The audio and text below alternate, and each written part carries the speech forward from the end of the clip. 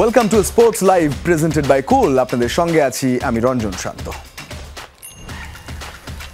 বাংলাদেশের ওয়ানডে অধিনায়ক হলেন মেহেদী হাসান মিরাজ। আগামী 1 বছরের জন্য দায়িত্ব পেলেন এই টাইগার অলরাউন্ডার। শ্রীলঙ্কা সিরিজ থেকে শুরু হবে ওডিআই ফরম্যাটে মিরাজের নেতৃত্ব। সম্প্রতি টেস্টে আরও 1 বছরের জন্য দায়িত্ব দেওয়া হয়েছে নাজমুল শান্তকে। টি-20তে শান্তর পরিবর্তে নেতৃত্ব দেওয়া হয়েছে লিটন দাসকে। এবার ওয়ানডে সংস্করণেও বাংলাদেশ পেল নতুন অধিনায়ক। এই নিয়ে 3 ফরম্যাটে 3 জন ভিন্ন অধিনায়ক পেল বাংলাদেশ। এর আগে তামিম, সাকিব ও মাহমুদুল্লাহ দায়িত্বে ছিলেন ভিন্ন 3 ফরম্যাটে। অধিনায়কত্ব পেয়ে বিসিবির প্রতি কৃতজ্ঞতা জানিয়েছেন মেহেদী হাসান মিরাজ।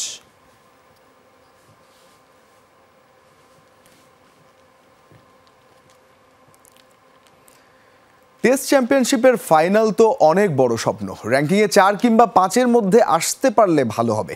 শ্রীলঙ্কা সফরের আগে এভাবেই নিজের লক্ষ্যের কথা জানালেন টেস্ট অধিনায়ক নাজমুল হোসেন শান্ত। লম্বা সময়ের জন্য অধিনায়কত্ব দিলে পরিকল্পনা করা সহজ হয় বলেও মত দেন তিনি। নতুনভাবে আরও 1 বছরের জন্য দায়িত্ব দেয়ায় শান্ত কৃতজ্ঞতা প্রকাশ করেন বিসিবির প্রতি। সাদা শুভ্রতার প্রতীক।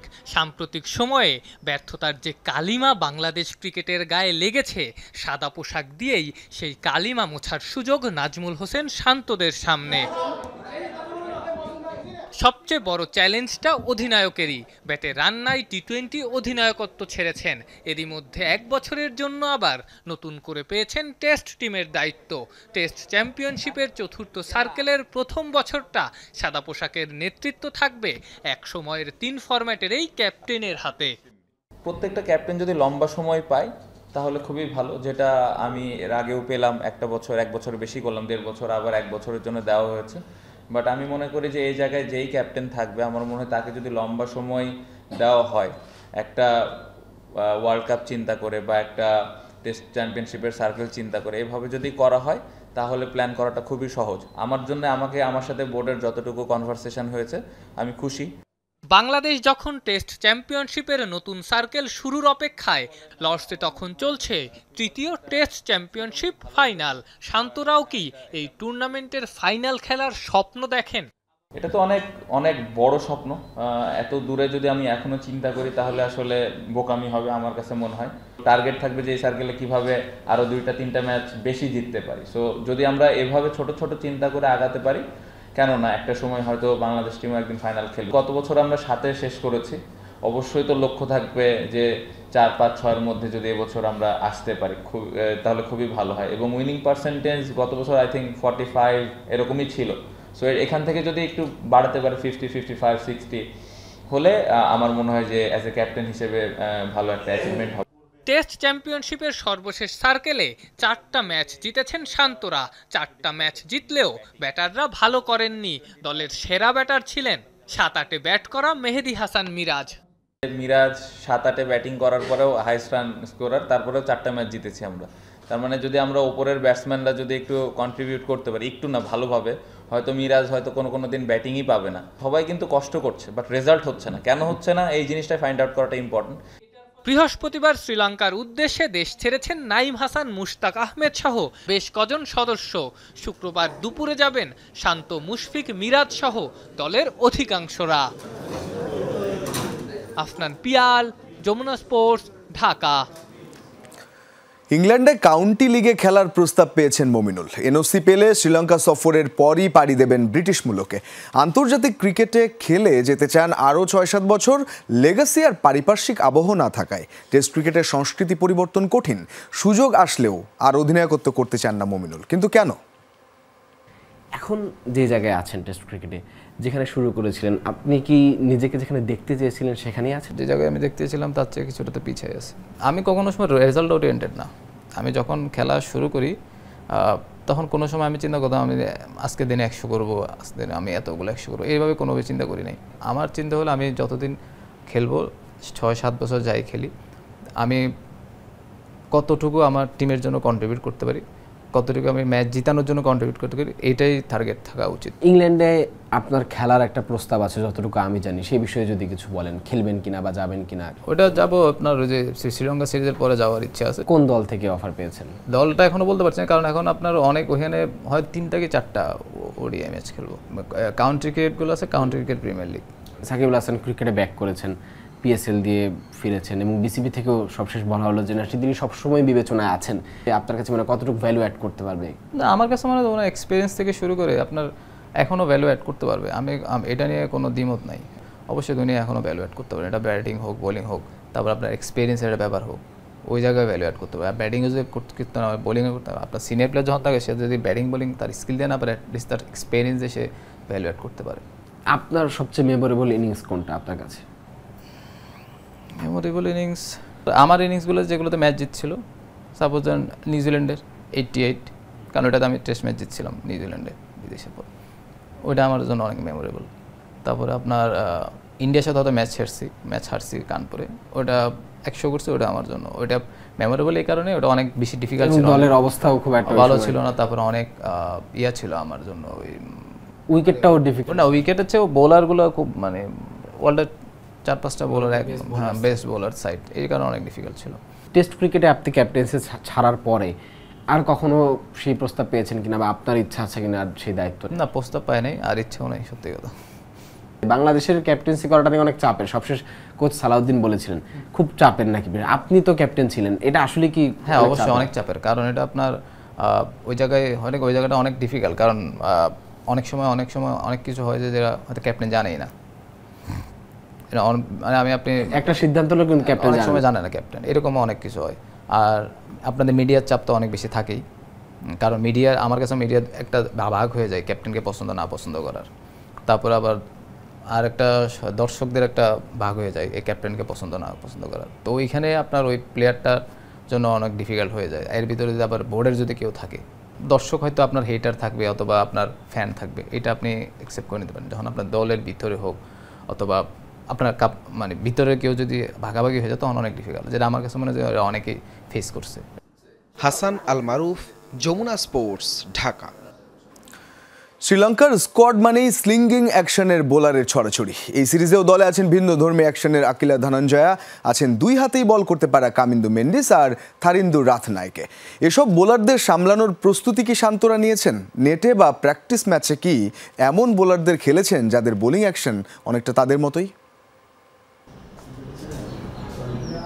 দুই হাতে স্পিন করতে পারতেন বলে অভিষেকের আগে থেকেই কামিন্দু মেন্ডিস তারকা। সবশেষ আইপিএলেও একই ওভারে দুই হাতে বল করেছেন কামিন্দু। এখনও অভিষেক না হওয়া থারিন্দু রাথনায়কেও পারেন দুই হাতে স্পিন করতে। আকিলা ধনঞ্জয়ের অ্যাকশনও ভিন্নধর্মী, সাথে রয়েছে বাংলাদেশের বিরুদ্ধে এক টেস্টে 8 উইকেট নেয়ার অতীত ইতিহাস। মূলত শ্রীলঙ্কা মানেই স্লিঙ্গি অ্যাকশনের বোলারের ছড়াছড়ি। মালিঙ্গা, অজন্তা মেন্ডিস থেকে শুরু করে হালের থিকসানা, পাথিরানা কিংবা কামিন্দুদের মতো অ্যাম্বিডেক্সট্রাস বরাবরই এসব বোলার বাংলাদেশ দলকে ভুগিয়েছে। শ্রীলঙ্কায় 2 টেস্টের সিরিজেও স্পিন ফ্রেন্ডলি উইকেটে তারাই হতে পারেন বাংলাদেশের বড় হুমকি। কিন্তু নাজমুল হোসেন শান্তরা কি সেই প্রস্তুতি নিয়েছেন? নেটে বা প্র্যাকটিস ম্যাচে কি এমন বোলারদের খেলেছেন যাদের বোলিং অ্যাকশন অনেকটা তাদের মতোই? আমার মনে হয় যে এরকম টাইপের বোলার তো আমাদের দেশে নাই। সো প্রিপারেশান যদি আমি ওইভাবে নিতে চাই, সম্ভব না, কারণ আমাদের দেশে নাই। সো আমাদের যেই রিসোর্সগুলো আছে, প্র্যাকটিসে যে বোলারগুলো আছে, ওদেরকে ফেস করে আসলে প্রিপারেশানটা নিতে হয়। সো ওই বোলারগুলোকে কীভাবে হ্যান্ডেল করা লাগবে, এই প্রিপারেশানগুলো মেন্টালি যেভাবে নেওয়া যায়, ওদের ভিডিও দেখে হইতে পারে। সো এটা আসলে খুব স্পেসিফিকভাবে প্রিপারেশান নেওয়াটা ডিফিকাল্ট, বাট আমার মনে হয় যে যতটুকু সম্ভব মেন্টালি বা ভিডিও দেখে যতটুকু নেওয়া যায়। ইমার্জিং দলের হয়ে সাউথ আফ্রিকা সিরিজে খেলা রায়ান রাফসান কিংবা ডিপিএল খেলা হুসনা হাবিব মেহেদি দুই হাতেই স্পিন করতে পারেন। ঢাকা মেট্রো থেকে প্রথম শ্রেণীর ক্রিকেট খেলা আশরাফুল ইসলাম সিয়ামের অ্যাকশন আবার আকিলা ধনঞ্জয়ের মতো, তাদেরও কি ব্যবহার করা যেত না? আপনি যদি ওইরকম স্ট্যান্ডার্ড চিন্তা করেন, তাহলে এখনও ওইরকম স্ট্যান্ডার্ডের মতো না। অবশ্যই তারা যারা আছেন অবশ্যই আস্তে আস্তে হয়তো ডেভেলপ করছে। এইগুলা যদি আস্তে আস্তে নেটে আমাদের আসে, অবশ্যই আমাদের ব্যাটসম্যানদের জন্য ভালো। বাট আমার মনে হয় যে এই জায়গাটাতে আরও ভালো মানের যদি বল আমরা ফেস করতে পারি, তাহলে হয়তো কিছুটা ওদের সাথে ম্যাচ করা যাবে। ধারাবাহিক হতে হলে ভালো প্রস্তুতির বিকল্প নাই, সেজন্য আবারও ভালো উইকেটে খেলার আকুতি জানালেন অধিনায়ক। উইকেটগুলা যত তাড়াতাড়ি সম্ভব আমাদের আরেকটু বেটার করলে আমাদের প্লেয়ারদের জন্য একটু বেটার। আফনান পিয়াল, যমুনা স্পোর্টস, ঢাকা। দিল্লির গ্র্যান্ডমাস্টার দাবা টুর্নামেন্টে অংশ নিতে গিয়ে বিপাকে পড়েছেন বাংলাদেশের কিংবদন্তি দাবাড়ু রানী হামিদ। মানসিকভাবে বিপর্যস্ত হয়ে পড়েছেন তার নিয়মিত সফরসঙ্গী আসিয়া সুলতানাকে দিল্লি থেকে বাংলাদেশে পাঠিয়ে দেয়। এমন অবস্থায় কোনো কিছু করার নেই বলে জানিয়েছে বাংলাদেশ ও ভারতীয় ফেডারেশন। বয়সটা ৮২ বছর, কিন্তু এখনও মায়া কাটাতে পারেননি হাতি ঘোড়া মন্ত্রীদের সাথে। সুযোগ পেলেই ছুটে যান পৃথিবীর বিভিন্ন প্রান্তে। ঈদের আনন্দ কোরবানি দিয়ে ঈদুল আজহার ঠিক আগের দিন রওনা হন দিল্লির উদ্দেশ্যে। আন্তর্জাতিক মাস্টার রানী হামিদ তার নিয়মিত সফরসঙ্গী আসিয়া সুলতানাকে নিয়ে রওনা হন দিল্লির উন্মুক্ত গ্র্যান্ডমাস্টার দাবা টুর্নামেন্টে অংশ নিতে। কিন্তু দিল্লির ইন্দিরা গান্ধী আন্তর্জাতিক বিমানবন্দরে পৌঁছানোর পর আটকে দেয়া হয় আসিয়াকে। শুধু তাই নয়, পরদিন ফেরত পাঠানো হয় বাংলাদেশে। সফরসঙ্গীকে হারিয়ে দিল্লিতে মানসিকভাবে বিপর্যস্ত হয়ে পড়েন রানী হামিদ। দাবা ফেডারেশন থেকে যোগাযোগ করা হলে কিছুই করার নেই জানিয়ে দেয় ভারতীয় দাবা ফেডারেশন। ইন্ডিয়ান ফেডারেশন ইনভাইটেশন দিয়েছে, সেটা নিয়ে ভিসা অ্যাপ্লাই করে ভিসা নিয়েছে। নেওয়ার পরে তারা গিয়েছে, যাওয়ার পরে এয়ারপোর্ট থেকে মানে ইন্ডিয়ান বর্ডার থেকে ইন্ডিয়ান এয়ারপোর্ট থেকে তাকে ফেরত দিয়েছে। সেটাই আসলে আমাদের কিছু করার নেই, ইন্ডিয়ান চেস ফেডারেশন কিছু করার নেই। আসিয়ার সফরসঙ্গী হিসেবে যাওয়াটা এবারই প্রথম নয়। সম্প্রতি রানী হামিদের সঙ্গে শ্রীলঙ্কা সফরেও দেখা যায় তাকে। ভারতের এই টুর্নামেন্টেও তার রানী হামিদের সঙ্গে খেলার কথা ছিল। তার কালো তালিকাভুক্ত হওয়ার বিষয়টি জানতোই না ফেডারেশন। মেডিকেল ভিসায় গিয়েছিলেন, কিন্তু আসলে ডাক্তার না পাওয়ায় তিনি মেডিকেল চেক আপ করাতে পারেননি, তো খেলেই চলে আসছিলেন। তো ওই কারণে তাকে ব্ল্যাকলিস্ট করা হয়েছে, এটা আমরা জানতাম না। তো ইন্ডিয়ান চেস ফেডারেশন জানতো না আসলে, যার ফলে উনি ওনাকে ইমিগ্রেশন এলাও করেনি। যার ফলে আমি এটা দুর্ভাগ্য বলতে চাই, এটা ইন্ডিয়ান চেস ফেডারেশন কিছু করার নেই, আমাদের কিছু করার নেই।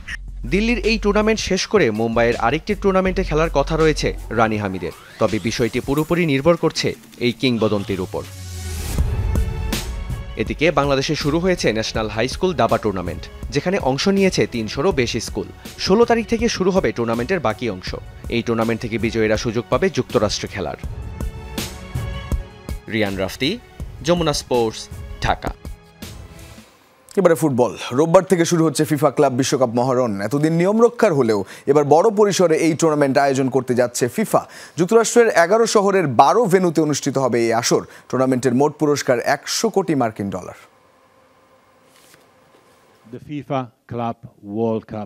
দুধের স্বাদ ঘোলে মেটানো প্রবাদটা নিশ্চয়ই শুনেছেন। ৪ বছর পর পর ফিফা বিশ্বকাপের জন্য অধীর আগ্রহে বসে থাকা ফুটবল প্রেমীদের তেমনই এক সুযোগ দিচ্ছে ফিফা। এতদিন নিয়ম রক্ষার হলেও আগামী ১৪ জুন থেকে প্রথমবার ৩২ দল নিয়ে বড় পরিসরে শুরু হচ্ছে ফিফা ক্লাব বিশ্বকাপ, যেখানে অংশ নেবে ইউরোপ, এশিয়া, আফ্রিকা, ল্যাটিন সহ ৬ মহাদেশের শীর্ষ ক্লাবগুলো। তাই তো জাতীয় দলের বিশ্বকাপের স্বাদ এবার পাবেন ক্লাব বিশ্বকাপের মাঝেই। ৩২ দলের এই আসর শেষ হবে মাত্র ১ মাসের মধ্যে। আর ২ দিন পর আগামী ১৪ জুন শুরু হচ্ছে ক্লাব বিশ্বকাপ। যুক্তরাষ্ট্রের ১১ শহরের ১২ ভেন্যুতে হবে মেগা এই টুর্নামেন্ট। ক্লাব বিশ্বকাপকে সামনে রেখে ইতিমধ্যেই যুক্তরাষ্ট্র আসতে শুরু করেছে দলগুলো। সদ্য উয়েফা চ্যাম্পিয়ন্স লিগ জেতা প্যারিস সেন্ট জার্মেই বিশেষ ফ্লাইটে চেপে এসেছে দেশটিতে। সাম্প্রতিক ফর্ম ধরে রেখে ক্লাব বিশ্বকাপেও বাজিমাত করতে চান কোচ লুইস এনরিকে। এছাড়াও Bayern Munich, Inter Milan, Atletico Madrid, Al আহিলির মতো ক্লাবগুলো পৌঁছেছে যুক্তরাষ্ট্রে। শুরু করেছে অনুশীলনও। ১৪ জুন মিশরীয় ক্লাব আল আহিলি আর মেসির ক্লাব ইন্টার মায়ামির মধ্যকার ম্যাচ দিয়ে শুরু হচ্ছে ক্লাব বিশ্বকাপ মহরণ। ১৫ জুন বিগ ম্যাচে মুখোমুখি হবে পিএসজি, অ্যাটলেটিকো মাদ্রিদ, আর ১৮ জুন ক্লাব বিশ্বকাপ মিশন শুরু করবে রিয়াল মাদ্রিদ ও ম্যানচেস্টার সিটি। কেবল নামই বিশ্বকাপ নয়, ক্লাব বিশ্বকাপের প্রাইজ মানি আপনাকে অবাক করবে। আসরে মোট $১০০ কোটি পুরস্কার দেওয়া হবে। বাংলাদেশি মুদ্রায় যা প্রায় ১২,১৫৭ কোটি ২৬ লাখ টাকা।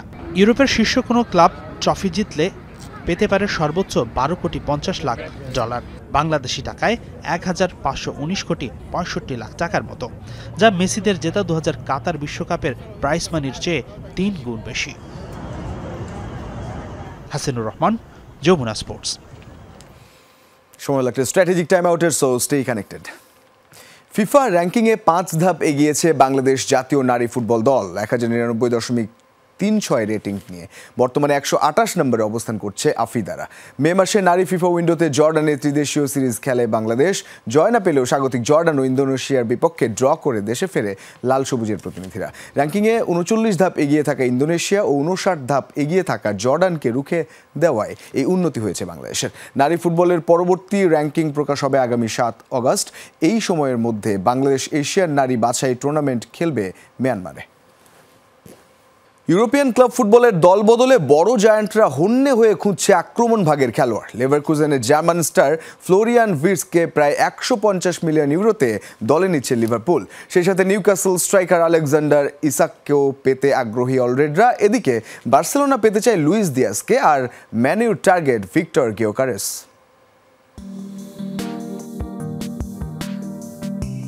চলমান ইউরোপিয়ান ক্লাব ফুটবলের দলবদলে খুবই সক্রিয় ইংলিশ জায়ান্ট লিভারপুল।